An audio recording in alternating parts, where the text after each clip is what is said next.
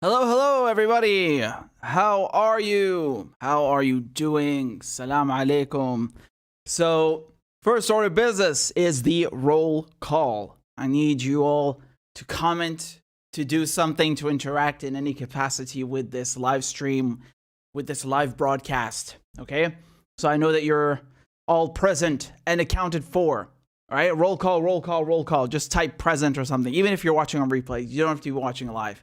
All right? Trying to fight the algorithm, etc., etc. Now, the second order of business, and this is important because I got an email, and what does it say? It says, share this promo code before it expires. No, this is serious. Like, this is on the merch. If you guys want that Uncle Joe's Rainbow Coalition Death Cult t-shirt, which is, yeah, it's actually very popular. The promo code is hashtag, no, there's no hashtag, excuse me. It says spring offer, although we're in summer, so I don't really get it. But try it out and let me know if it works. Anyway, so that's I was like, I got an email, I better tell them. And then I got something over here we got a super chat already from Emblemed Fate, so I'm going to read that first before we get into the first segment. We have many segments, man. Seriously, this is a good one. You don't want to go anywhere, as they all are. This is from Emblemed Fate, and Emblemed Fate says, hey, Rich, ever since the imperialist censored Press TV, I haven't been able to use the Roku app. Do you know any way around this? And as for the squad, it's no shock.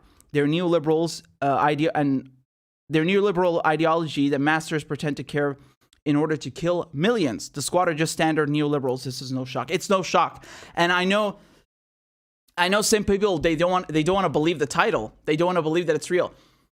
I'm already wound up as it is, so I'll get to that when I get to that.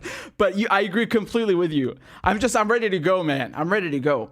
And with Press TV, this is insane, right? Because they took down the website. I don't know any way around that, but I will ask specifically for you, and I can find out, and I will get this checked out. Because as I understood before, you could access it. You could access Press TV on there. Is that it? And now, since it's not presstv.com anymore, it's presstv.ir because the United States seized the website. Yes, it's true. Maybe it broke it. I mean, the whole point of them doing that was to break the website for everyone worldwide, right? Land of the free. Very free. So, in any case, let's get started, man. Let's get started with this scandalous behavior. I mean, absolutely scandalous. Oh, goodness gracious. Goodness gracious me. So, the fraud squad. What have they gone and done? They've gone and green-lighted billions in dollars of military aid for Israel. Yes. And when I saw this, when I figured out what was going on, I checked it twice. I checked it 3 times. I checked it 4 times. I checked it 5, 6 times. I asked other people to look at it for me to make sure I wasn't hallucinating, although I shouldn't be surprised. But yes, this is true. So let's go into it, shall we? So just a few days ago, what did we have? We had this piece of legislation that passed, okay? I'm going to pull it up for you. It's House Resolution 4373, okay? And what is this? This is the foreign operations.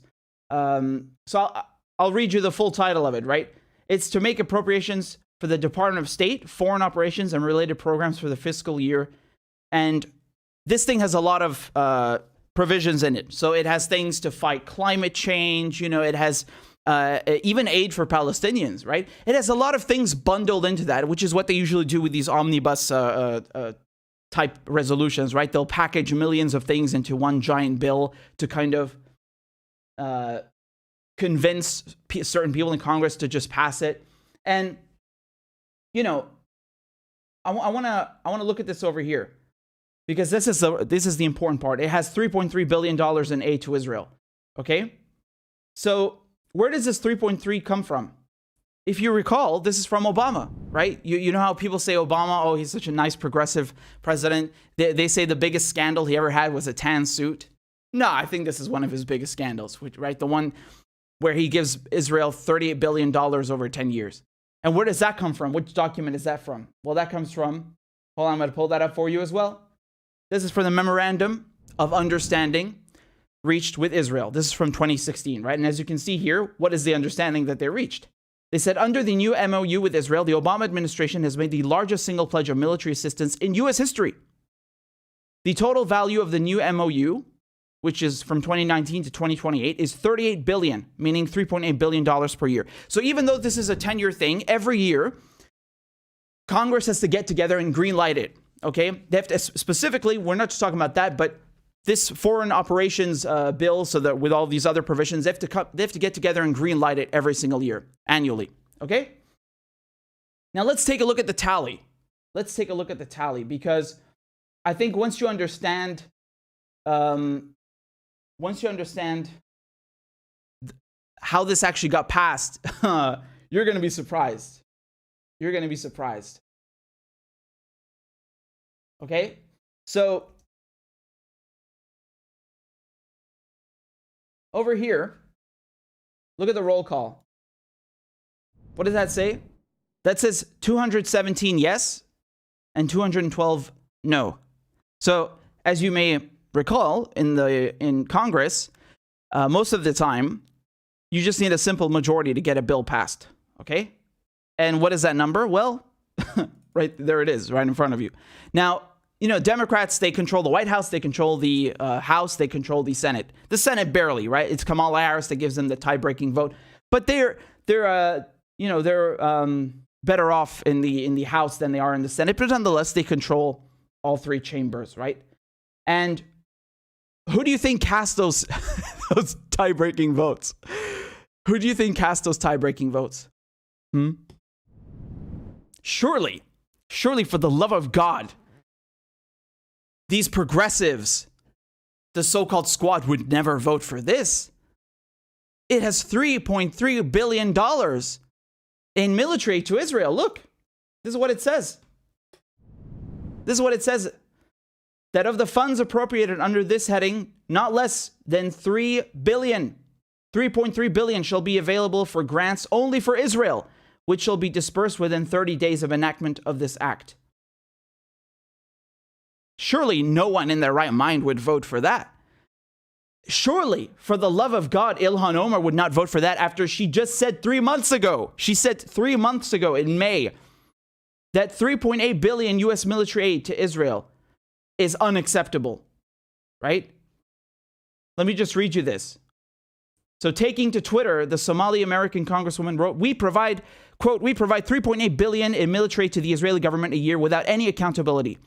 As we speak, the Israeli military plans to force over 500 Palestinians from their homes. We must make sure that no U.S. tax dollars are used to fund this violence.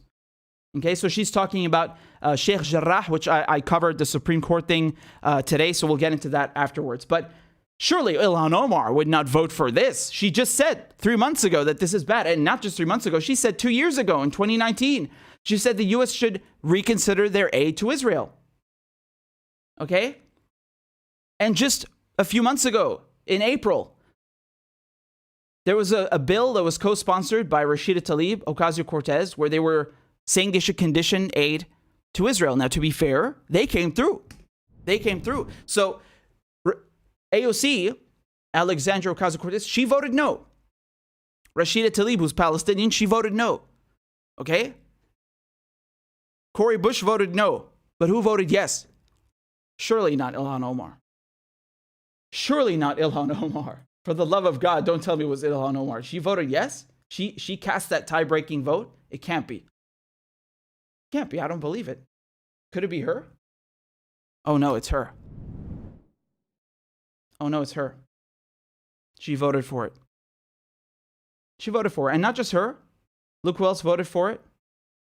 We got Bowman, right? Where is he? Scrolling up. Bowman, he voted for it as well. Remember the new progressive? Yeah, he voted for it. Jayapal, she voted for it? She voted for it. Wow. What about Ro Khanna? He voted for it? Oh, he voted for it. His wife's going to make a lot of money from that. She owns stock in about 7 different weapons manufacturers. Wow. So these progressives, they cast the last votes needed for this thing to pass by a simple majority. They could have held this thing up, literally. I mean, Ilhan Omar alone could have held up this bill. You know why? You know why all the Republicans voted no? Because there was something in there about removing a ban on federal funding for abortions, right? So it's more of like, oh, okay, you're going to take that away, then we're going to ditch the entire bill. Not because they don't support Israel, right? Like, let's be clear. The Republicans are just as much Zionists as the Democrats. There's no confusion there. They know it's going to pass. This is the thing. They have no worry about what the Democrats do. They know the Democrats are going to pass it. They know that Israel is going to get the aid. That's why they all voted no. It's symbolic more than anything else. But the problem is, we know the Republicans are shit. We know they're fucking Zionists. We know the Democrats are shit and Zionists. We know they all support Israel. But when it comes to Ilhan Omar, I just showed you how 3 months ago she's saying she's against this. She's against this military aid. And not just 2 months ago, she's been saying this for years. All of them have, not just her. All of these progressives have been saying the same thing. AOC, Rashida Tlaib, and what about Ayanna Pressley? Don't tell me she voted for it too.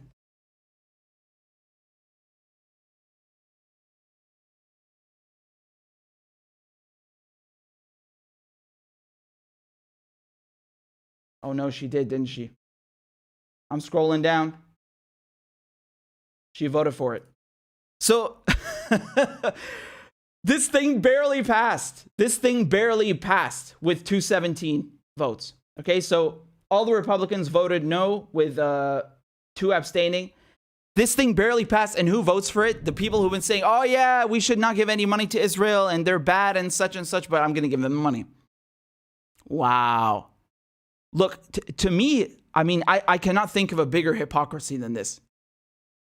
Ilhan Omar doesn't even need the others. She can just say, I'm not voting for this. I don't want to vote for this. And it won't pass because it needs a simple majority. But it's not just her. It's all of these progressives, right? They all come here and they pretend to be better than Democrats. They pretend to have their... What did Jamal Bowman said? He said his politics are rooted in human rights. Hey, let me tell you something, man. Giving money to Israel has nothing rooted in human rights, okay? I can tell you that. Illegally occupying Syria and Palestine and Lebanon, that's nothing to do with human rights, okay? And they know what's happening. They're not stupid because it's not like they've never said anything about this and they don't know what's happening. No, they've come out and said, we know what Israel's doing is bad. We should not be giving money to Israel. You know what? I'm going to go give money to Israel. You motherfuckers. And no one is paying attention. No one is paying attention. Do you know I saw like one headline about this after I reported about it on Twitter? Do you know how Ilhan Omar, she's been attacked so much? They said like, oh, she's anti-Semitic. She hates Israel. Oh, well, you ain't complaining about her now after she gave that money to Israel. Funny how that works, right? Funny how that works. When the check clears, oh, we love you. Do you see why they're all hot air? It's just blah, blah. And this is not the first time. This is not the first time they do this. So just a few months ago, right here on the show, what were we looking at? We were looking at the fact that there was a omnibus that needed to get through Congress, the first omnibus in Biden's presidency, and he gutted the $15 minimum wage, and he came up with some ridiculous pretext for it. He said the Senate parliamentarian didn't want to include it, and which you could easily override, and he removed it. He removed the $15 minimum wage. Now, where did they remove this?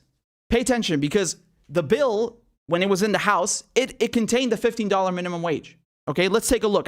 I'm showing you this from a few months ago. This is back of my reporting back from March, okay? So the House bill included the $15 minimum wage. They all voted for it. Then it went to the Senate. In the Senate, they gutted it. It's in the Senate that they removed the $15 minimum wage. And then they sent it back to the House. And, you know, it's just like in the UK, right?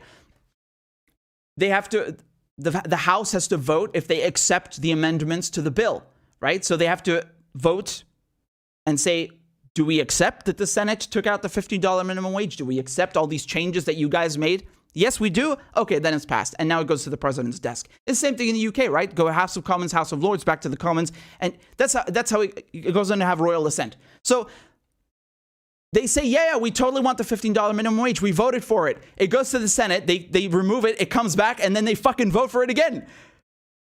They vote for it again. And it passed with a margin of 9 votes. So instead of putting their foot down and saying, hey, what did you do here? You just took out the $15 minimum wage? No way we're voting for that. We're going to put our foot down. We have 9 votes. We can do it. No, they just let it through. They fucking play with you, man. They're playing you so hard. And this is the same shit. They say, oh, yeah, Israel is really bad. Human rights violations in Palestine. But, here's the money. There's going to be just enough people to vote for it so that it passes. So AOC votes no, which is great, right? I mean, I shouldn't have to commend you on that. That's kind of like the basic, human moral thing to do. Not give weapons to murderers. It's not really something, you have to think about. So AOC votes no. Rashida Tlaib votes no. Cori Bush votes no. Well done. But then Ilhan Omar and Presley and Kana and, and Jayapal, they all come in and just enough of them vote yes so it passes, like literally by 1 vote. Can you not see the game they're playing here? Do you not see what's going on? How do you justify this and excuse this? There is no excuse for this. There is no excuse for this whatsoever. Right? So another example of this, because when I pointed this out on Twitter, Glenn Greenwald answered underneath that this is their trick. And oh yes it is, as we're seeing. And when did they pull this the last time? Very recently as well. So check this out. This is from Glenn, right? He says, that's why the squad's behavior on Pelosi's bill to increase Capitol Police funding is vital. All 6 of them agreed to join the GOP and vote no. But when they realized that would sink the bill, AOC, Tlaib, and Bowman voted present, so it passed by 1 vote. Oh, man. Oh, man. And then Glenn continues, that's why I keep returning to this episode. Number 1, the squad will not use its power to impede Pelosi, even when she's acting against their claimed beliefs. Number 2, AOC, Bowman, Tlaib spent a year chanting, defund the police, but then ensured more funding for the police that protect them. Exactly. And just like they chant, oh, Israel is really bad, and, we're not going to give them any money. And you liars, you fucking liars. Oh, this is the pinnacle of hypocrisy. This is the pinnacle of hypocrisy. And I know there's people who don't understand this. They don't understand the political game that's going on here. I mean, a child can understand it. But nonetheless, there's people who don't want to understand it. I mean, dude, I checked this 6 times to make sure I wasn't tripping. I was like, no, they did this. They actually did this. Like, I know they would do it with other shit. But for Ilhan Omar to vote yes on giving weapons to Israel after they called her anti-Semitic and all this shit, and they barred her from going there, like, I was like, what? Maybe AOC or I don't know clearly about Ilhan Omar voted for it. I mean, that's almost as bad as if Rashida Tlaib voted for it, who's Palestinian, right? It's astonishing. And this is why the entire world looks at American politicians as all the same, because they are all the same. They all support Israel. They all support the corporations. They are all imperialists at the end of the day. And the people who are not grasping this, you are so fucking ignorant and dumb and just stupid as fuck. The only people who have never been outside the United States, have no connection to the countries targeted by the United States, could not see this. And it's really not asking that much, honestly, to see what's going on here, this game that they're playing, right? And you have like these idiots who, oh my God. I saw this. They tried to do it with Max Blumenthal because he talked with Cori Bush outside the Capitol Hill. We'll get to that in a bit. And they were saying like, oh my God, he's berating women of color. Look. There is absolutely nothing against women of color here. You know what's against women of color? Giving weapons to Israel, you motherfucker. What do you think Israel does with those weapons? Who do you think they're killing with those weapons? Which women do you think they're killing with those weapons? Whose children are they killing with those weapons? What men are they killing with those weapons? What elderly? Arabs, Syrians, Lebanese, Palestinian, Iranian. That's who they're killing. That's legitimately, like, concretely giving fucking money to buy bombs and murder people. And you want me to just sit here and be like, oh my God, I don't want to hurt their feelings. Fuck you. Eat shit. Fuck you and fuck Israel, bitch. How dare you? How fucking dare you? These people have no shame. Like, they're so ready to just lick these politicians' asses, even when they're giving money to Israel. Like, what? How low can you sink? What is, like, where's the line? Where do you finally say, like, yeah, okay, these people are not really, acting on on our behalf and in our best interests? When do you draw the line? Where do you draw the line? So this is political theater. This is all political theater. They are so, dude, you need to understand something, man. These people would never be in the Democratic Party if they were not, whatever. You could compromise them, blackmail them, bribe them. Who cares? It doesn't matter, right? At the end of the day, they're fulfilling whose agenda? Are they fulfilling the agenda of a progressive? No, they're fulfilling the agenda of Israel, of the establishment. Israel got their weapons. What did you get? You got jack shit. Israel got their weapons. What did you get? You got nothing. So stop trying to make excuses for these people, okay?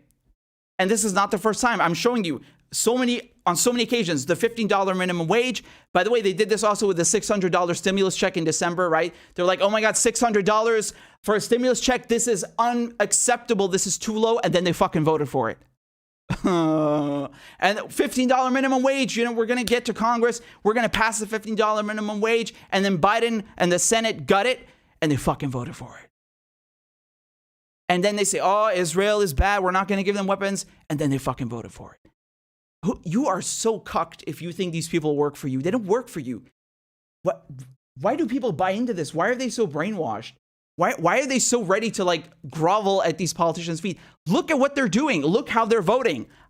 I'm not asking you to look at the fucking color of their hair or, what color car they drive. I don't give a shit. Look at what they're voting for. Look at what they're doing. Not what they're tweeting. Look at what they're doing. Whose agenda is getting passed? Not yours.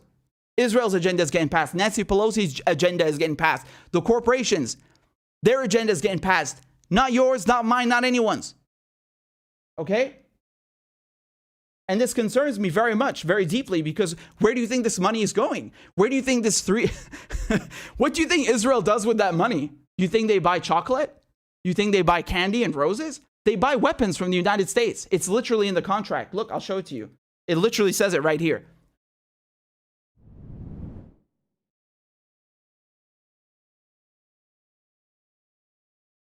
They say, none of the funds made available under this heading shall be available to finance the procurement of defense articles, defense services, or design and construction services that are not sold by the United States government under the Arms Export Control Act.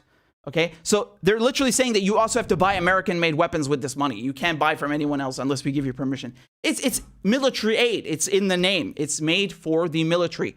For the forces. What do they do with their forces? They kill Palestinians, they kill Syrians, they kill Lebanese, they kill Iranians, they occupy the Syrian Golan Heights, they occupy the West Bank, they occupy Jerusalem, they occupy all of Palestine, and they take our water from the Golan Heights.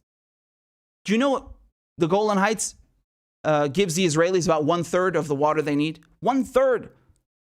So don't come here and tell me that's not valuable. And who do you think is occupying the Golan Heights? You think they have a bunch of shepherds there? They have the fucking army. And what weapons are they carrying? American weapons.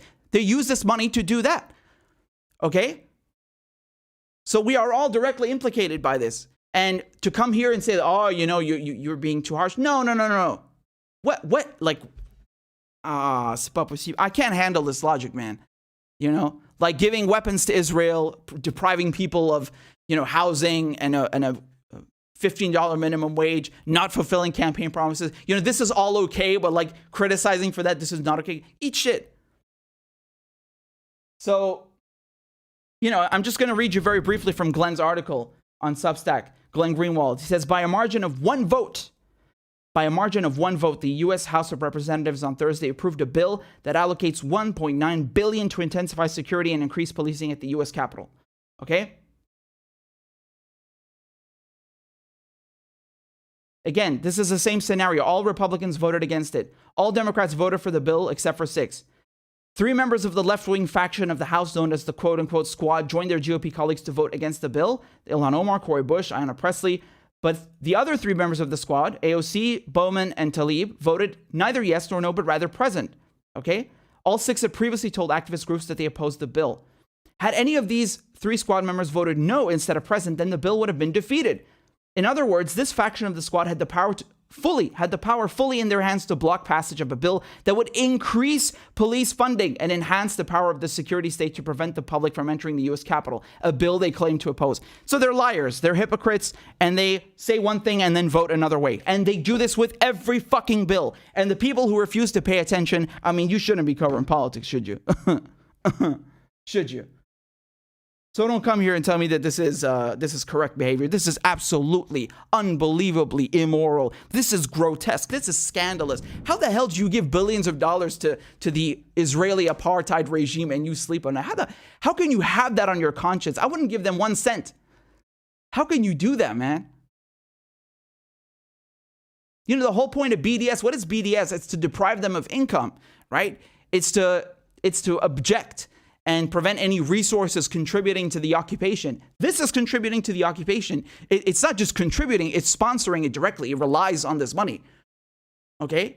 People's lives are at risk because of this money. Just the other day, this week, the Israelis shot and killed a 12-year-old boy. And then they shot and killed a 20-year-old who went to the 12-year-old's funeral. That is what Ilhan Omar, that is what, Nancy Pelosi, all of these shitheads are paying for. Do you understand? When they send this money, that's what they're paying for. Among other things, among various other atrocities. You can pick and choose which atrocity you want. The point still stands.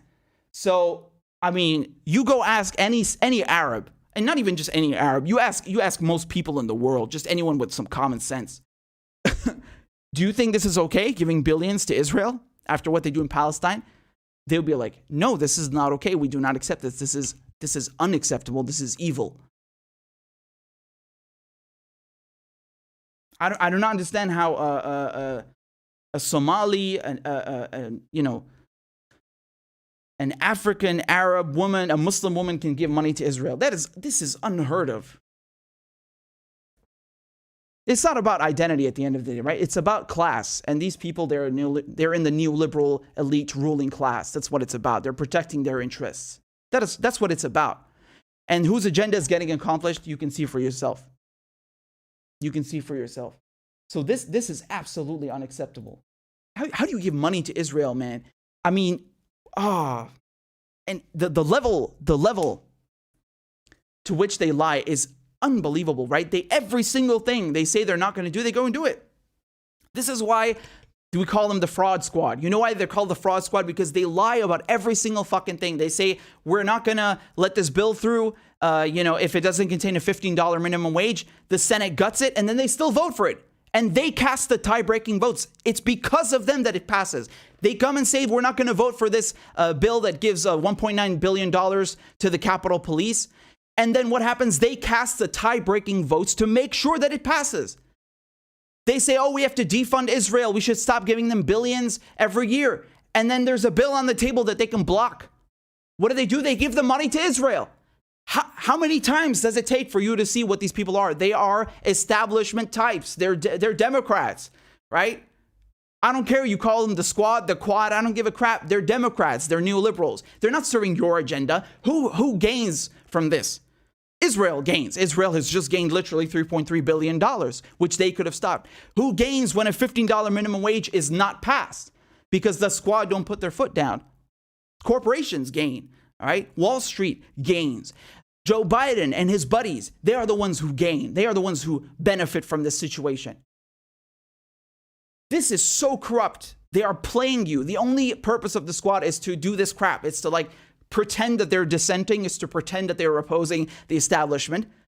But look how they vote. They always vote in favor of the establishment. They're the ones who actually save it. It's not just they're lying about how they're voting. No. It's because of them, thanks to them, that these bills are passing.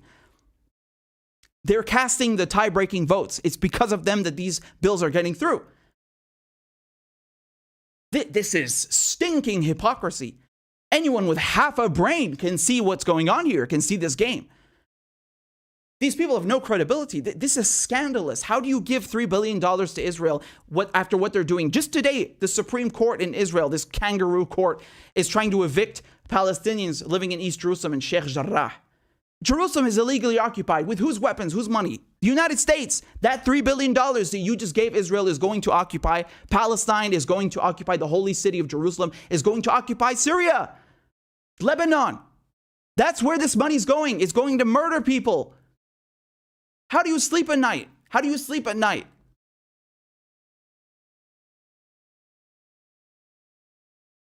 This is disgusting. This is so disgusting. These people, literally the fraud squad. I'm done, man. I'm really done. Their only purpose is to say, pay lip service and blah, blah, and bullshit you and get into the Democratic Party and then protect Nancy Pelosi, protect Joe Biden. They're like, oh yeah, we're going to show them we're not going to vote for this and this is so bad. And they're going Instagram live and they'll talk a good one. And then when it's time to vote, they got Pelosi elected Speaker of the House again. They got all these bills through without any progressive agenda. Dude, this week, instead of dealing with the eviction moratorium, what did they do? They gave billions to Israel. I mean, there is literally nothing more American than giving billions of dollars to Israel while Americans face eviction. Millions of Americans face being kicked out of their homes. That's what the American government is. It takes care of corporations. It takes care of its allies. It takes care of Israel. And it screws its own people. It screws people of color everywhere. It screws everyone who's not in their ruling class, ruling elite clique. That's what it's about. If you can't see that, God help you.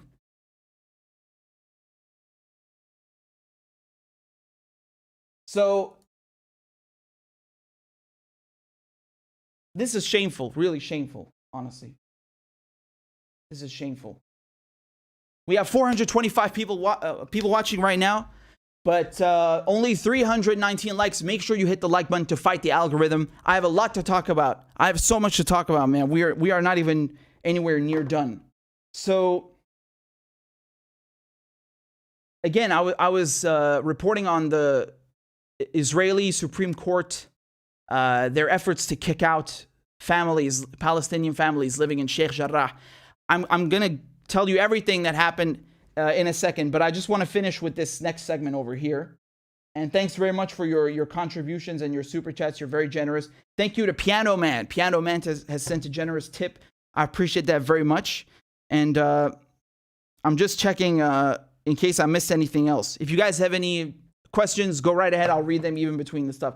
We got one here from Macarius. Says, love your work, Richard. Thank you. I love you too. Thank you very much. I'm grateful for your support. So let's take a look. Let's take a look at the next scandal. Truly scandalous. Utterly scandalous. Ay. So, what happened over here? So, as you guys know, there was an eviction moratorium that was set to expire when? Just now, July 31st, right? So, because of the pandemic, because of COVID, I mean, do we really have to go through this again? The American government screwed its people. They passed all of these CARES Act, HEROES Act, which of course the squad happily voted for. Largest transfer of wealth in history. They just stuffed the pockets of these corporations and gave people crumbs, right? What did people get? They got a $600 check in December. Biden lied about the $2,000 stimulus check just now.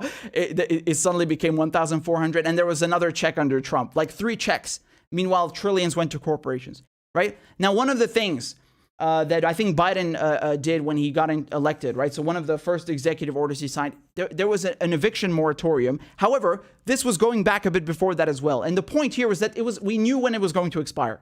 We knew that it will expire on July 31st. There were various remedies to kind of mitigate the fact that people received no, unemployment. They didn't receive any adequate social safety net. This is the problem, right? Is that the American government abandoned its people and screwed them. Millions facing eviction because they can't work. There's no social safety net like in other countries. This is what happened, right? Now, let me just read this to you. Apparently, the day that the eviction moratorium was set to expire, the United States House adjourned for a 6-week August recess. So they went on holiday. They went on vacation without passing an extension of the eviction moratorium, which expires Saturday, leaving millions of Americans at risk of losing their homes. This is scandalous. This is absolutely scandalous. Do you see how these people, they don't even just screw people outside the United States, they screw their own as well? It's so despicable. It really is. this shows you that it's all about class. It's all about, you know, the fact that these politicians, they only benefit corporations. So what happened besides that? What happens besides that? Well, I want to play you a little clip. Besides the fact that they ran away on vacation, right? Which is not the first time. They've done this twice during the pandemic, during Trump's term. I want to play you a little clip from the squad from Cori Bush and AOC. Take a look at what they have to say about this. And go out. We're gonna let 7 million people go ahead and go out and hit the streets too. You all can go out, but then what? Then what happens? Because I thought those were the same people you were supposed to take care of. Here's one thing that we could all do right now, because here's what's happened. Because when the House tried to adjourn, they moved to adjourn. Representative Bush and I, Cori and I, we started running to the House floor. Because, by the way, they didn't tell folks that this is what they were trying to do. They didn't tell folks that they were going to adjourn suddenly. So they tried to slip Congress adjourning without even members knowing. And so we started running, literally running full clip to the House floor to try to demand a roll call vote on adjourning Congress. To say, all right, if you want to leave, you actually need to put your name in against whether you wanted to leave or not wanted to stay. And so what they did was that there was a rush to adjourn before Cori and I could call the roll call vote. So what we need is for Congress to reconvene. And the CDC eviction moratorium needs to be extended because housing is a primary social indicator of health. If you are not housed, you are far more likely to be sick in a very large range of diseases. But beyond that, what we know is that the homes that are most at risk for being evicted are also in communities that are least vaccinated. Yes. So you push all of these people out of their homes and they're unvaccinated. They're susceptible to Delta, which is more contagious and more severe than even the first strain of COVID. And what we're signing ourselves up for is just a huge spread of disease. Housing is a lot like long-term unemployment. Once you are unhoused, it is very difficult to get housed again. Cori has spoken to this so eloquently so many times. So we need to get back here, and we need everyday people to stand up and create the political pressure, because that's what folks here respond to. They respond to whether they're going to keep their job or not. And that, frankly, is a measure of political pressure. And so Republican, Democrat, we need to be here in order to make sure that people do their job.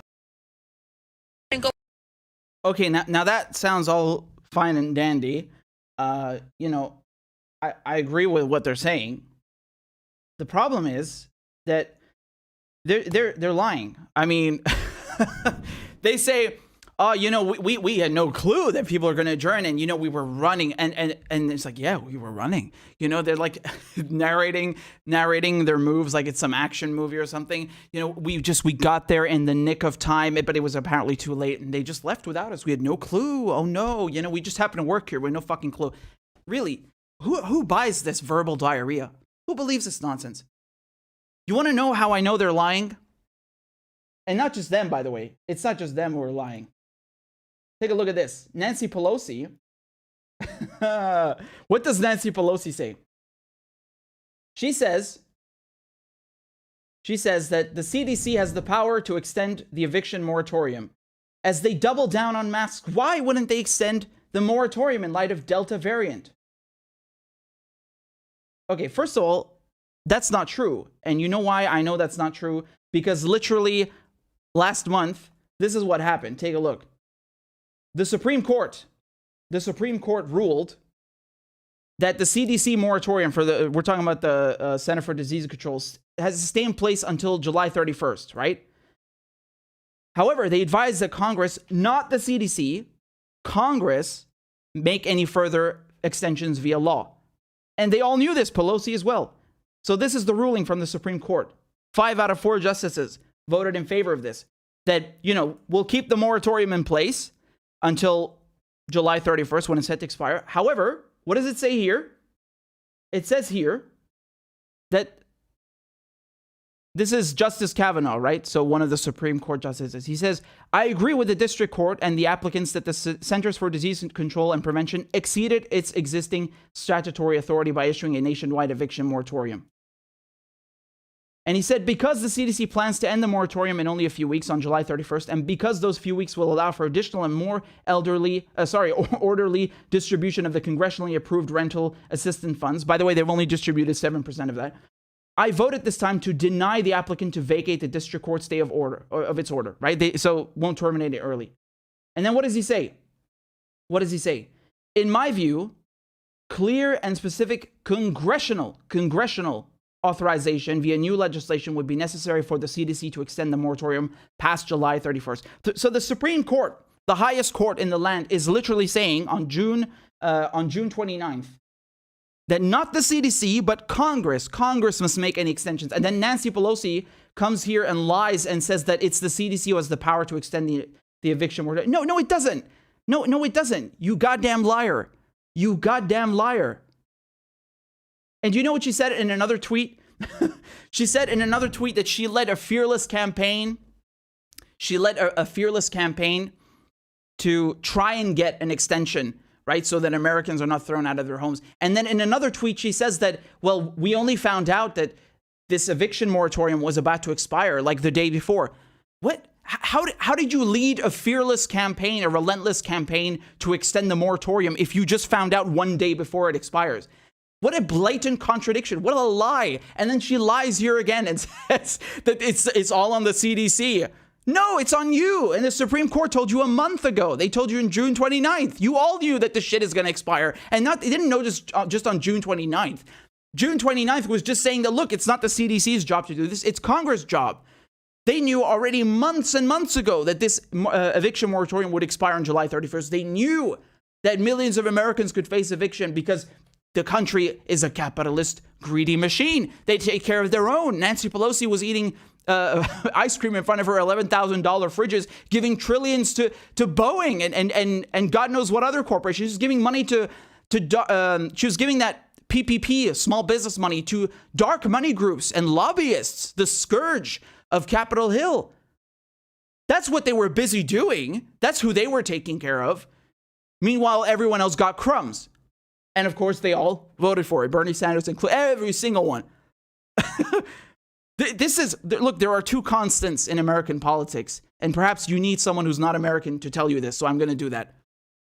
Support for Israel and support for corporations. That is all you need to ever know about American politics, right? That is it. These are two constants in the universe. So, of course they all voted for it. Of course they all voted for it. They're such goddamn liars. And then now they're putting on this show. They're going on Instagram Live, AOC and Cori Bush, and they're acting like, oh, we had no clue. Really? How the fuck do you work in Congress and you don't know that there's a Supreme Court ruling telling you, hey, you know your constituents, they're going to be thrown out of their homes in like a month. How do you not? What are you doing there? What are you doing there? How do I know this and you don't know this? Right? Because they're also pushing the side like, oh my God, you know, we didn't know they're going to adjourn. Like, why would you leave this to the last minute? Why would you leave this to the last minute? Why would you vote? Okay, to be fair, Cori Bush and AOC did not vote for this, right? But they're all in on this game. This is the problem. They just take turns depending on the bill. Why would you vote to give Israel $3 billion and the same week you fail somehow to extend the eviction moratorium after the Supreme Court specifically said it's your job to do that? How on earth do you have time to take care of Israel, but you don't have time to take care of your own constituents? What country does that? What kind of country does that? What kind of people do that? You had the power. I told you this aid for Israel, which was part of the foreign operations bill. This aid for Israel passed barely. It barely passed with 217 votes. They could have easily said, hey, in 5 days, the eviction moratorium expires. We are not giving you shit for Israel or anything else until we deal with this issue first. You don't comply? We're voting no and we're sinking the bill. No. Instead, they let the aid for Israel go through and then like, oh, oopsie. Oh no, everyone went on holiday. They went on vacation. We're so sorry. We didn't, we didn't take care of people facing eviction, millions of Americans facing eviction. What the fuck is going on here? I mean, at best, these people, at best, they are such airheaded morons that they do not know how to legislate. They don't know how to play politics and deal with their fucking system there. And at worst, they are so utterly complicit in this corrupt cabal of goddamn neoliberals, this cesspit in Washington, D.C. What is going on here? Someone make this make sense, for God's sake. I find this unacceptable. I mean, I'm not even American and I'm outraged. I'm outraged. Everyone should be outraged. How do you take care of another fucking country? And not just taking care of another country, you give it money to murder Palestinians and Syrians and Lebanese, and then you don't take care of your own? That's what they've been doing the whole time. That's what they did with the HEROES Act. You remember with the HEROES Act what they did? They gave $2.5 million to friends of the IDF. IDF meaning Israeli Defense Forces, more like Israeli occupation forces. In any case, this Friends of the IDF, it's supposedly a nonprofit, and they work with the Israeli forces, the Israeli military, and they got $2.5 million in the HEROES Act. And what did Americans get? They got crumbs. And then again, what happened in December? Donald Trump, he gives $500 million to Israel for their missiles. And then just now again, what does Biden do? He passes more emergency weaponry for Israel, $740 million in that range worth of weapons. And now they give them $3.3 billion. Jesus Christ. Israel has received more money than Americans. I mean, it's always been that way, but you would expect perhaps during a pandemic some mercy, some leniency, some kind of compassion. No, it's screw you all the way. It's screw you all the way. And then they have the nerve to undertake this theater, this play. It's not just that. You know, Cori Bush, what does she do? She goes in front of Congress and she says that she's going to start sleeping there. Now, let's be very clear. I love this idea. Direct action, that's very good. Okay, I have nothing against that. My problem is, why did you not do this or think of this before? This is what I'm trying to understand. So, you know, give me some kind of clarity here. I'm trying to give you the benefit of the doubt. Just explain this to me. Just explain this to me, why you had the time to give money to people who steal my country's water and oil and kill and bomb Syria every week, but you didn't have time to take care of your own. I don't get it. And again, to Cori Bush's credit, she did not vote for the Israeli aid, so I can't blame her for that by any means. But there's an issue here, right? When they are saying that, oh, we only found out at the last minute. How can you only find? Come on, man. Stop this. So in any case, Max Blumenthal, Grayzone, right? Good friend of the show. He goes and he asks Cori Bush for, you know, he just talks to her in front of the Capitol. So take a look at this video. Take a look at this exchange, okay?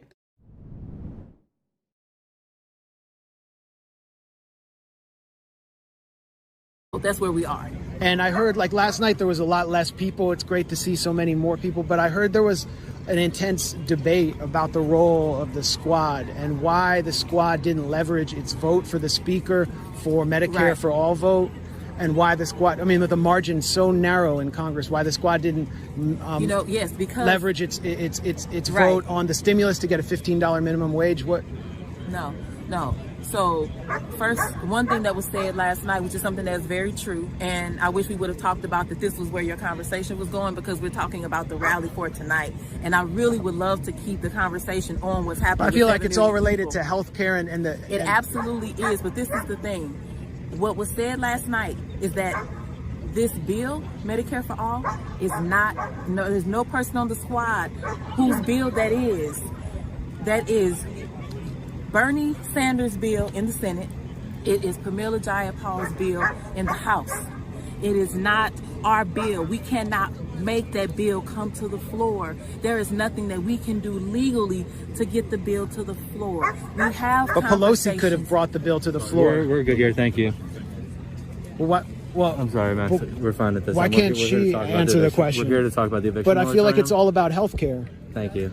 No, really appreciate that. We appreciate your time. We're here for a reason. It's about the moratorium. Well, why is that? I can't ask about Medicare for all. The Congresswoman has slept 1 hour. She's done a lot of labor. I'm trying to get people out here too. I respect your work. I'm trying to do the same thing you all are doing. Thank you for being here. But why can't she could just answer it and then I go away? I'm not trying to attack her or anything. I'm not trying to smear her. We're happy to give you a contact and you can reach out. But why is that issue, the Medicare for all vote, so like she was wrapping up I'm not having this conversation. But she was wrapping wrapping up her. happy to give you- I know she was I'm happy- wrapping up I'm her happy to- answer. Then I'm I was happy going to to- say thank you. Oh, Everybody come out. Thank you. I appreciate But why that. didn't you let her just wrap up her I answer? really appreciate you. We're happy to give you a contact. You can feel free to reach out. Thanks so much. All right, thanks. Okay, they wouldn't even let her finish her answer. I mean, I thought it was a perfectly fine explanation, and I was just going to be like, okay, thank you for answering. Land of the free, right? Democracy, right? Unaccountable. Right? You can't even ask a question. The staffers start jumping in front of him like you know, bodyguards. I remember when Max tried to ask AOC about Venezuela, about Trump's coup in Venezuela, and she's like, we'll have to get back to you. And then like one of her staffers jumps in the way and they just shut the door.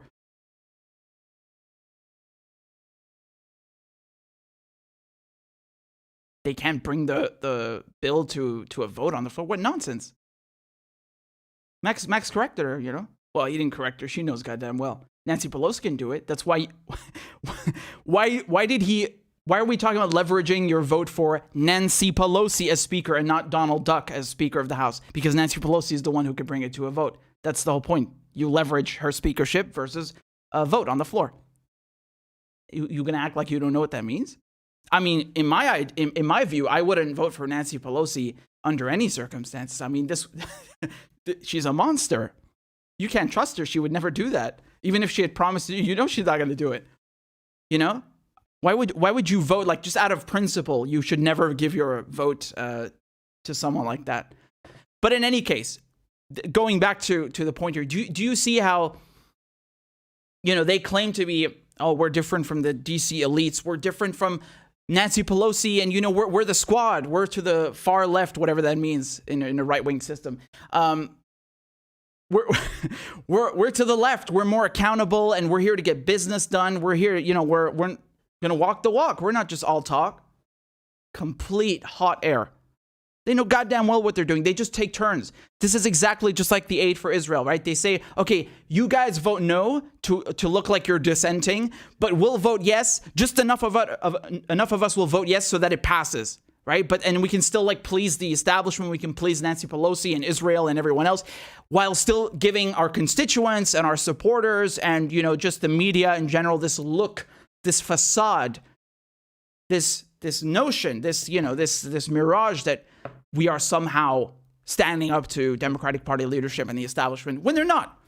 Dude, when you're still passing their bills, you're not standing up to them. You're dancing for them. You're doing their work for them. That's what it is. And they do this with everything. Max brought up the Medicare for All thing, the forced to vote. But he also brought up the other things which I talked about when they happened, which I just talked about a few minutes ago, the $15 minimum wage. When it was gutted, they could have put their foot down and say, hey, why did you just take out the $15 minimum wage? We're not voting for this. No, they let it through. They just let that aid for Israel through. They do these tricks. The Capitol Police funding. They're so good at it. They're so good at it, really.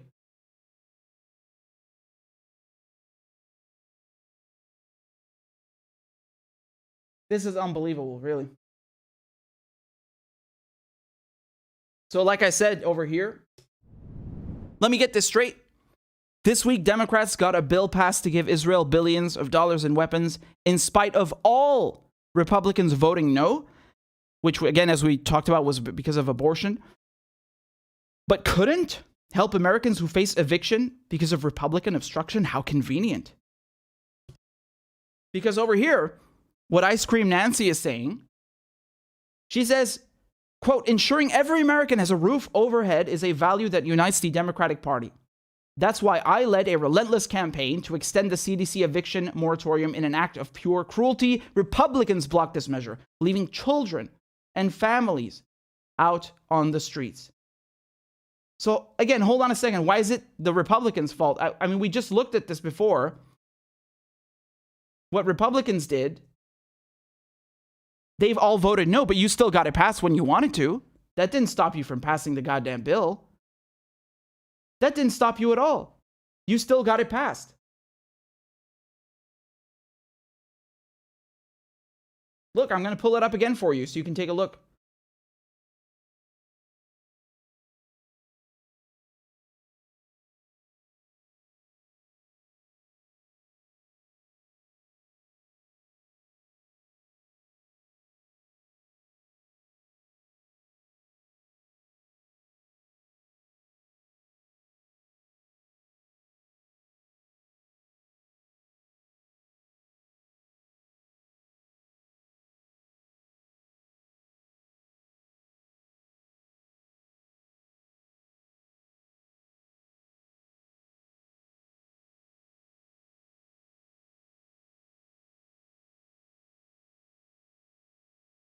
There you go.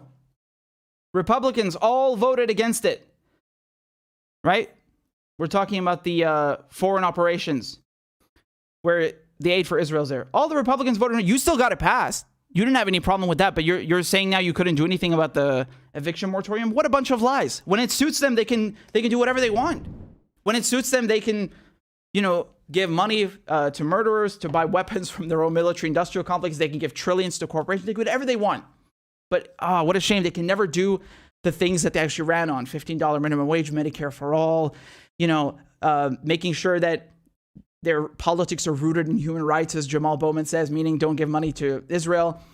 They can never do these things. What a shame. What a coincidence. But they just always somehow manage to muster just enough votes to make sure that Israel's agenda passes, Nancy Pelosi's agenda passes, Joe Biden's agenda passes. How incredible. How incredible. What an odd coincidence. This is the problem with American politics. They have one party and they got two wings. They got Republicans, they got Democrats. And everything is right wing. Okay? Maybe Americans don't see that. I think most Americans probably do. But Democrats, Republicans are both right wing. They're both right wing by anyone's standards. If Democrats were a party in Europe, they would be right wingers. They would be classified as right wingers. That's what they are. That's what their policies are. So both of these parties are right wing. We've established that. Both of these parties support the exact same agenda. They just feign. They pretend to have some kind of dispute amongst one another, but they're all playing on the same team. They all support Zionism. They all support imperialism. They all support corporations. They are the exact same shit. They're all neoconservatives. They're all playing together. So this is nonsense. When Nancy Pelosi comes and says, the Republicans stopped us from doing this. This is horse manure. I don't buy this. No one should buy this. This is U.S. politics 101. Democrats and Republicans are on the same team. This is the first thing you learn, man. At least when I'm teaching you, which is common sense. That's 101. So you should not buy this. This is a lie. When she says that the Republicans blocked, no, they didn't. No, they didn't. You didn't even try. She just said in another tweet that she found out the day before. So there was no relentless campaign. She's a liar. There was no relentless campaign because she found out one day before, as she says in another tweet. She directly contradicts herself. Then she tries to blame the CDC when it's not it's not their responsibility. It's Congress. Just lies after lies after lies. And this thing of, it's the Republicans' fault. This is the oldest trick in the book. And the Republicans do the same thing. They say, the Democrats are stopping us from doing this. Obstruction and pick your house. This is the oldest trick in the book. They pretend to be on opposing sides so they can just play, they're playing catch while the American people are running, trying to catch the ball the whole time, and they never get it because it's a setup. It's a setup. It's a setup. Do you understand? It's a racket. These people know each other. They work with each other. They're friends behind the scenes. But in public, in the media, they pretend to be fighting with each other. And always, miraculously, what is the result? You get screwed. Wow. Funny how there's never any Republican obstruction for aid to Israel, right? There's never any Republican obstruction for giving money to the corporations and vice versa, right? There's no Democrat obstruction for that. Weird, right? Weird. There was no obstruction when Biden came up with the biggest military budget in modern history, right? And then added another 20 billion. Weird how there's never any obstruction for any of these things. It's only for shit that would help workers. How miraculously bizarre. How peculiar. How odd.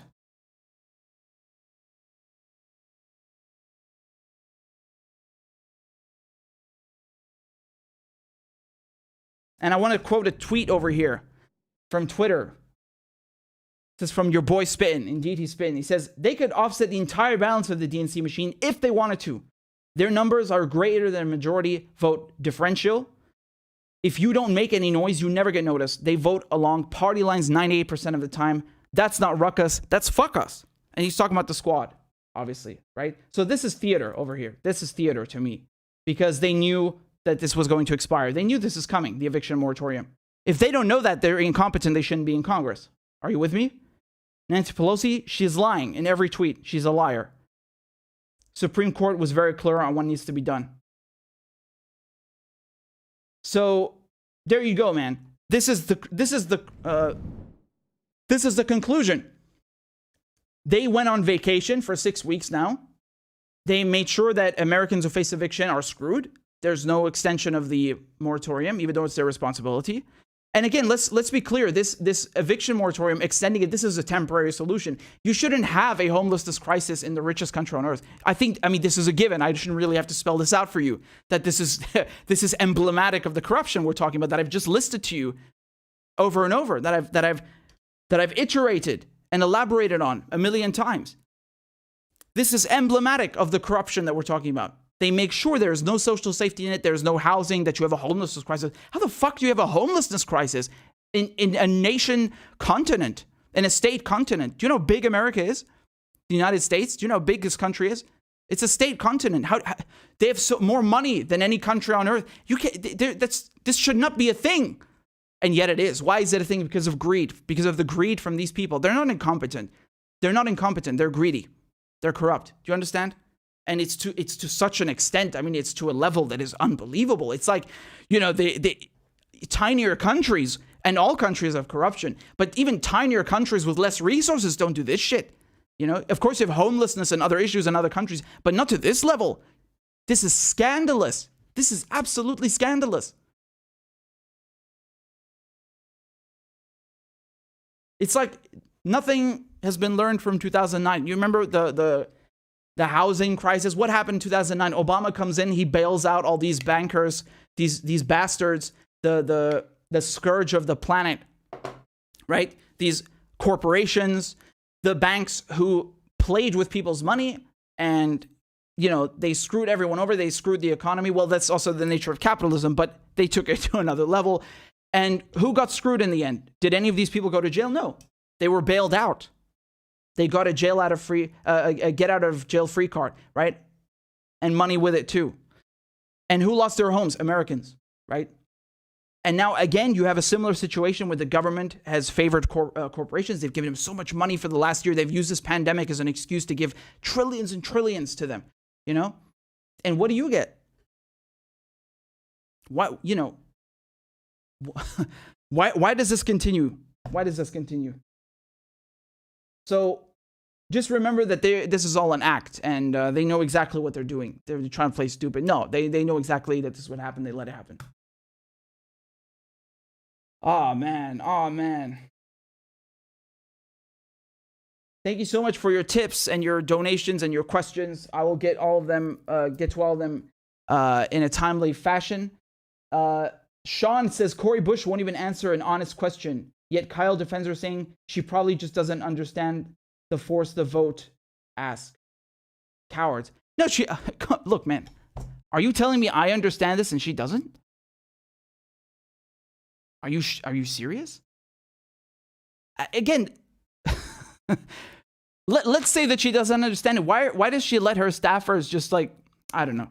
It's not about Cori Bush, just her. It's about all of them, right? They take turns doing this, right? They'll have a few who vote no just for appearances, and then just enough who vote yes to make sure the shit passes. Always, always, always. This is their tactic every single fucking time, and they'll keep doing this till the end. Just wait and see. Mark my words. They will keep doing this. Mark my words. They will keep doing this. Tavi says, my representative is a refugee who votes for war when her city's crime rate is alarmingly high. I cry every day knowing what is about to come. Cops give evictions. Yes, it is heartbreaking, man. It is heartbreaking. They are just kicking people while they're down, right? I think that's a very appropriate phrase, saying, expression for this, because, they screwed people over and over and over again. All the money went to the rich, and then even after they said, we have to get rid of Trump, he's not handling this correctly, they come in, and what do? They lie to you about the check. They kick you out of your home. What is that? Who does that? How can the richest nation on earth do that? This is scandalous. Habib says, who voted for Israeli aid beside Ilhan from the squad? Did Tlaib vote yes? Ilhan has Palestinian blood on her hands. So Rashida Tlaib voted no. Rashida Tlaib did not vote for that. AOC did not vote for that. Cori Bush did not vote for that. The ones who voted yes, I went through them. It's Ayanna Pressley, Ilhan Omar, Ro Khanna, Jayapal, Lee, and there's a few others. Bowman, Jamal Bowman. Like I said, man, they take turns, right? I mean, I'm just as surprised that Ilhan Omar did it. Don't you remember how vicious the AIPAC, the Israeli lobby, was to her? You all remember this, don't you remember this? They called her anti-Semitic. They ran this whole character assassination campaign in the media. To this day, they still call her that, right? They say, oh, she hates Israel and all this stuff. And what does she do? She goes and gives them the fucking money? What are you doing, girl? How can you do that? Never mind everything else. It's not about her, like their vendetta against her. It's what they're doing with the money. They're killing people. They're occupying. This is the reality. She knows this, man. She goddamn knows this. Oh, dude, I don't even know what to say. I really don't know what to say. Mass Casualty says it's no fuck up. It's a stick up. And they shooting Arabs. And they're shooting Arabs quick if they hiccup. Oh, that was a good rhyme. It's no fuck up. It's a stick up. And they shooting Arabs quick if they hiccup. Yeah. Our taxes fill their clips up, and it's us they fleece. The opposite of peace. It's very good. You write that yourself. No, but seriously, like this is really, it's a racket. That's why I always call it a racket. Everything they're doing, it's organized crime at the state level. You feel me? It's organized crime at the state level. Everything. The IMF, the World Bank, NATO, all of these organizations, it's all about money and power and imperialism. It's a gang, but on another level. They operate the same way. It's a stick up indeed. So, we're not done by any means. We still have a lot to go through. I'm just making sure I didn't miss any of your tips. Thank you so much for all of your donations. We got one over here from Bob on Rockvent. Bob sent a tip. Thank you very much, Bob. And we got one from PM Peterson. Thank you. Ed also sent a tip. He said, Cory Bush is just another Dem full of shit. I mean, I'm trying to give the benefit of the doubt, but my patience is running really fucking thin. It's running really goddamn thin. Eric, thank you for the tip. I appreciate it. The rest are not loading, but I'll get to them in a second. Thank you, everyone else. They're not loading for some reason. I don't know what the hell's going on. In any case, if you guys will just excuse me, you not realize something what I've been doing in the live streams. I'll start the stream and then I'll go to the end for like 3 hours or something, and then I'm like, crap, I didn't go to the toilet the whole time. I didn't drink. I didn't relieve myself. So if you'll kindly allow me, don't go anywhere. I'm just going to go to the bathroom very quickly, to the toilet, and we'll be right back and continue. We have a lot more to discuss. You're not going to hear any of this anywhere else. So thanks for all your questions. Send questions in and I'll answer them in a second. I'll be right back. Don't go anywhere. You know the drill. All right, wonderful.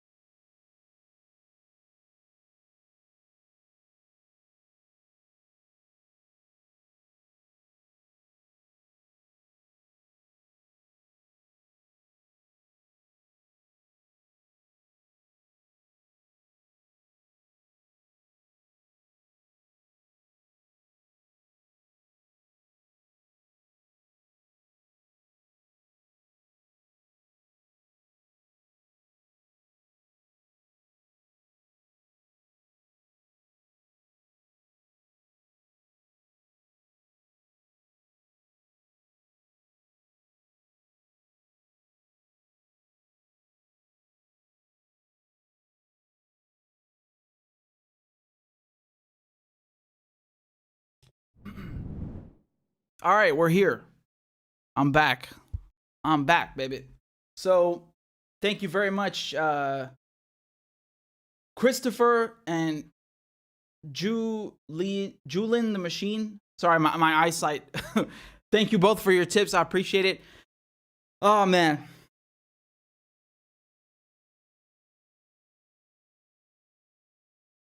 All right. Let's continue. So,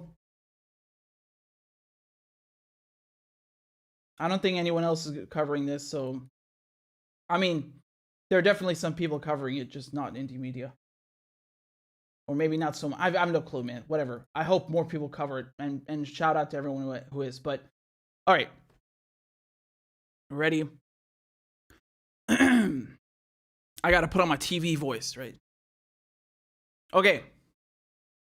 So, today, the Israeli Supreme Court was in session to decide the fate of the Palestinian families who are living in East Jerusalem in the neighborhood of Sheikh Jarrah. Now, again, people think the situation is complicated. It's really not complicated. In the first war in 1948, as you know, this is called the Nakba, which means the catastrophe, the disaster. Why? Because millions of Palestinians were kicked out of Palestine. Many went to Jordan, to Syria, like my cousin Roni, his relatives, and other countries. And then millions were displaced inside Palestine. So they stayed in Palestine, but they became refugees. They lost their homes, and Jewish settlers just took their homes, right? So now some families who were displaced in 1948, they went to Jerusalem, and they started living in this neighborhood in Sheikh Jarrah. And now Israel wants to come and displace them again, a second time. They want to kick them out of their homes so that Jewish settlers can live there. So this has been, I mean, we talked about Sheikh Jarrah. I had Zakaria Ode, who's a resident in Sheikh Jarrah, on the show. They have like a checkpoint in the neighborhood. He has to be accompanied to his house like a child by these Israeli soldiers. Like, it's literally an occupation. And this is not just Sheikh Jarrah. This is Palestine. It's under Israeli occupation. So is Israel. So is the Syrian Golan Heights and Lebanon. But Palestine definitely to a greater degree and extent. It's much more horrific. So today in the Supreme Court, I was covering this live on Twitter. If you don't follow me there, go right ahead, because I do things like this. And then, if you want to see it live, you always can. Julian Assange also covered his court case live. So his extradition hearing. So let's just go through the points here very quickly, right? Let's go through these points, because this is very interesting what happened. Now, first of all, this is Muna Al-Kurd, and there's her brother, Muhammad. They're very popular on social media. They live in Sheikh Jarrah. They're one of the families, because today I think there were 4 families being represented in the court, right? So they're very popular on social media. And very outspoken about what's happening to them, because they're threatened with eviction. Again, just so we're clear 1 second, when we say eviction, usually that's like implying like someone didn't pay their rent or something, and still, I mean, eviction is bad, it's wrong, it's immoral, especially in light of the end of the eviction moratorium. But these families are being kicked out. This is ethnic cleansing. Do you understand? There's a specific outlined goal, an explicit goal, to replace these Palestinian families with Jewish settlers. Not with people from, Morocco or China or Zimbabwe. No, Jewish settlers, wherever they come from. That's the thing. They usually come from outside the Levant. They come from outside Palestine, right? They're colonizers.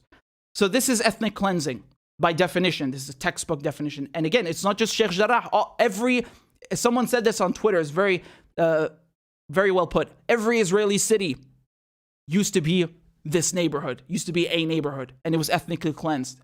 So they're going inside this court, and they can't understand a word, because the entire proceedings are in Hebrew, right? And I mean, they're sitting there. You have to imagine that they're sitting in the court. Their legal counsel can speak Hebrew and to interact with to interact with the representative of the Jewish settler organization and the judge. But everything is in Hebrew. So Muhammad, Muna, the other families who are in court, the Palestinian families, they don't speak here. They have no clue what's going on. I mean, it's kind of insane when you think about it. Even I had an idea, perhaps a better idea than them of what was going on, because I was seeing what, journalists who speak Hebrew were typing out, but they were not allowed to bring a translator with them. Muhammad talked about this. He was refused. They rejected his request to bring someone with him to translate. Can you think about that? Like, you're sitting in this so-called Supreme Court, which is a kangaroo court, and they're deciding your fate in front of you, whether to kick you out of your home, which you've born there, your fathers lived there, your whole family lives here, and they want to expel you and kick you out, and you have no clue what's happening. So this is very astonishing. I mean, just again, think about the reality of the occupation, what it's like, because this is not just an isolated case, right? Now, the big development that came out of this today in the court, what happened? Basically, all the previous courts, they agreed that the families should be evicted, right? I'm just going to read you very quickly. This is from Al Jazeera. They just said that lower Israeli courts have approved the expulsions of the 4 families to make way for Jewish settlers. They ruled that their houses were built on land owned by Jews before Israel was established in 1948. Okay? Now, what happened in the court? The judges said they want to reach a compromise. They said, look, let's fix this because, the media is very interested and we want to, just be done with this. And there was a settlement offer where they offered the Palestinian families protected status as tenants. So basically, the offer was that these Palestinian families could continue living in their homes. They would have to pay rent, like a symbolic rent, I think something like $300 a year, something like that, 1,500 shekels. And the ownership would be transferred to the Jewish Settler Organization. Right? Nahalat Shimon, that's the name of the organization. So I'm going to read this to you again, what I tweeted earlier, right? The Supreme Court has offered Palestinians in Sheikh Jarrah a compromise of protected residence status, allowing them to live there without fear of eviction for now, but would have to pay a small rent to Jewish settler organization Nahalat Shimon, who would then own the homes. I mean, this is insane. Like, why should they have to pay anything? It's their house. Can you imagine if someone bursts into your house and with guns and says, listen, man, you can pay me rent to continue living here, and then when you die, I'm going to take your home. Because that's the deal. They're saying that, don't worry, you're not going to be evicted because you can live here. I think Nabil is their father's name. And again, I'm just talking about the Kurd family for now. There are 4 families and many more. But today they're saying, like, you can live here, your kids can live here, and then when you all die, then we'll take the homes. No, the homes do not belong to you. Why would you sign that away, right? Because that's the whole goal. You have to understand something. Like, people think this is an ownership or like rental issue. It's not. It's so much bigger than that. What the Israelis are trying to do here is ethnic cleansing. They're trying to legitimize the occupation. And how are they doing that? With things like this. So they'll try to buy people out, or in this case, threaten them with eviction, just to force them to sign away the ownership. And just by making this offer, you could tell that who owns the houses, the Palestinians. Otherwise, why would they talk about transferring ownership? Now, what's the point of that? It's so that, in the future, they can say, well, look, man, we never kicked anyone out of their homes. There was no ethnic cleansing. These Palestinians, they signed away the ownership. They signed away the homes to Jews. Yeah, you threatened them with eviction. That's why they signed it away. They didn't do it willingly. And this is one of the many tactics that they're using. They're not just doing this in Sheikh Jarrah, by the way, right? There's also something going on in Silwan now. It's again, all of Israel was built on shit like this. Do you understand? Either taking the homes with violence, burning villages to the ground. There are villages that don't even exist anymore. There's that book I tried to show you, although it's mainly images, and it's important because they try to tell you that no one was living in Palestine. No, it's very important, right? Before their diaspora. So, in any case, that's the point of this, right? They're trying to force the Palestinians to sign away the homes so that they can claim, oh, look, this is Jewish land, and it's always been Jewish land. And They rejected it. The families rejected it. Okay, so they said, no, we're not taking this offer. Because, well, why should they, right? Why should they? It's just like the partition plan itself, right? You have many people who say, like, well, the Arabs should have just accepted the partition plan in 1947 and they could have avoided all. No, why should they accept 50% of their land? Are you okay if someone comes in your home and takes half the rooms in your house and says, just accept this? Or I'll kill you and take more? Fuck you. Why would you accept that? Like, why should they tolerate any of this? Why should they tolerate any of this? So the judges, they were pressuring this thing to be wrapped up very much. You know, they wanted the families to just sign the shit. And when they gave them time to talk during recess, they wouldn't even allow them out of the room, right? So they said, no talking to the media, just stay in here. You're all in custody until, you know, the recess is over and then we continue. But in the end, the families rejected the proposal. And what happened? What did the judges rule? They didn't make a final ruling. That's the thing. There was no final ruling. They said that they want to find some kind of compromise between the two parties. That's what the judges said. And they said that they will reconvene in 7 days. Well, they said that within 7 days, the Palestinian families have to submit a list of names. A list of names, why? Because these people will be given the protected status. So they're still trying to push this deal, right? Where, okay, just give us your, all the members in your family, give us their names, and all of you will have protected status. You can't be evicted. You don't have to worry about being forced out of your home, but you still have to pay a symbolic rent, and we're still going to take your home when you die. So it's insulting. It's insulting to say the least. So they're still trying to push that, you know? They're still trying to push that. And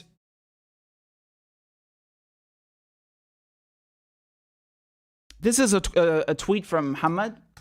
So he said, the 3 Supreme Court justices are placing massive pressure on us to reach a settlement with the settler organization, avoiding a substantive ruling regarding our rights in the land. This cowardice is to evade potentially detrimental international ramifications.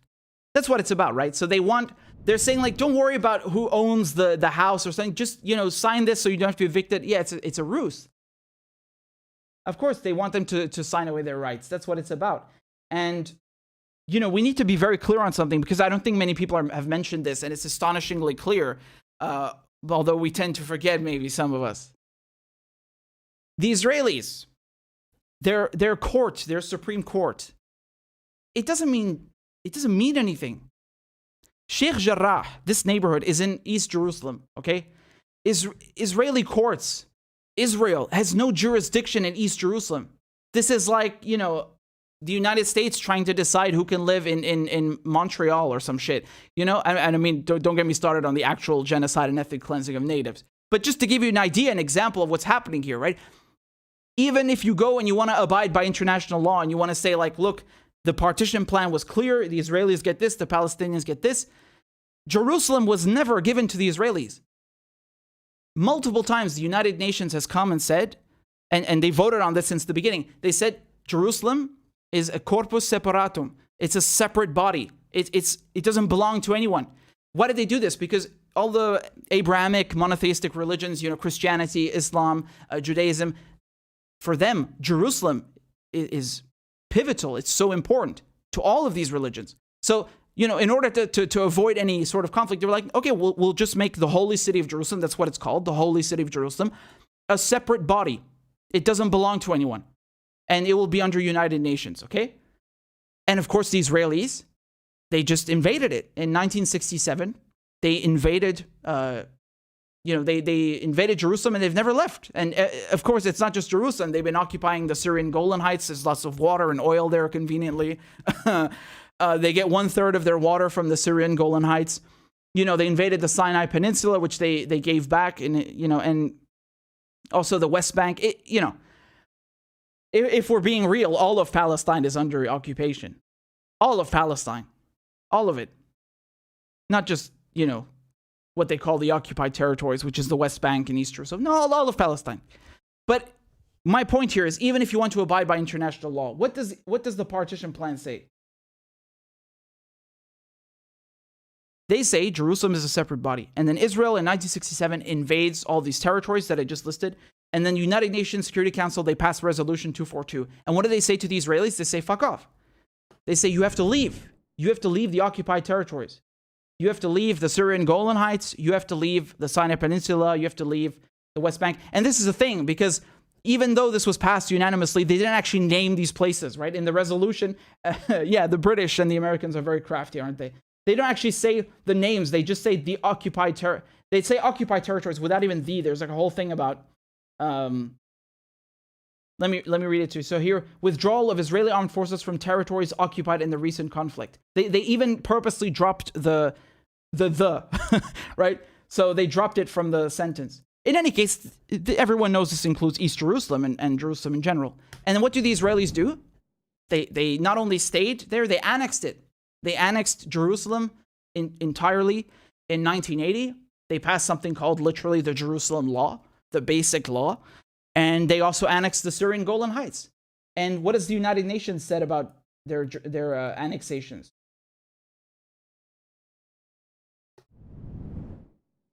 They condemned Israel's 1980 Jerusalem Law, which declared Jerusalem to be Israel's complete and united capital as a violation of international law.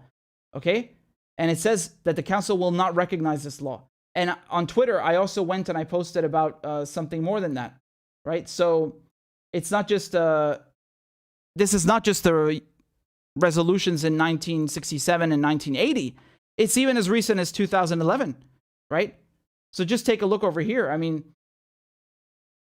this is a resolution adopted in 2012, excuse me, not 2011, by the General Assembly. What do they say here? They say, reiterates its determination, okay, that any action taken by Israel, the occupying power, to impose its laws, jurisdiction, and administration on the holy city of Jerusalem are illegal and therefore null and void and have no validity whatsoever, and calls upon Israel to immediately cease all such illegal and unilateral measures. So my point here is that any decision by the Israelis about who can live in Sheikh Jarrah and who must leave these homes is fucking null and void. It has no validity whatsoever. Literally, that's what it says. They have no jurisdiction in Jerusalem. Neither do Palestinians. Right? I mean, if you look at what the United Nations said, they say it's a corpus separatum. It's a separate body. No one has jurisdiction there. It's an international zone, if you will, right? Just to get what they envisaged, at least. So, it's really important for people to understand that these are colonial courts. You have settler colonizers coming from all over the fucking world. I mean, literally, you saw this guy called Jacob, this American who took their home, and Muna, she's like telling him, why are you taking my home? I'm sure I played that for you. Haven't I played that clip for you?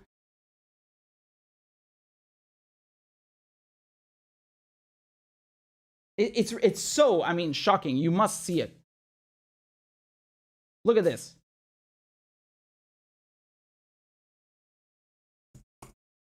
You are stealing my house. And if I don't steal it, someone else is gonna steal it. No one is allowed to steal it, يا عمي.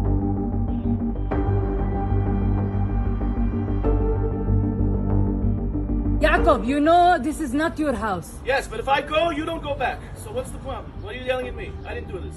I didn't do this. But it's easy to yell at me, but I didn't do this. You are stealing my house.